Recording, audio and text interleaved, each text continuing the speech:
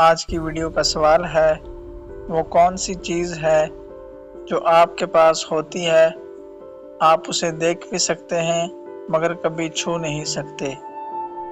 आपके पास नीचे 4 ऑप्शन हैं। ऑप्शन ए कोसे कज़ा, ऑप्शन बी साया, ऑप्शन सी रोशनी, ऑप्शन डी ख्वाब।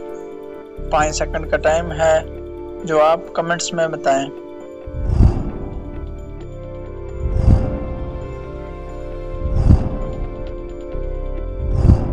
तो इसका जवाब है ऑप्शन बी साया। साया नज़र आता है मगर उसे हाथ से छुआ नहीं जा सकता। मज़ीद ऐसी क्विज़ के लिए सब्सक्राइब करें और हमारी लॉन्ग वीडियो ज़रूर देखें। मिलते हैं अगली वीडियो में। अल्लाह हाफिज़।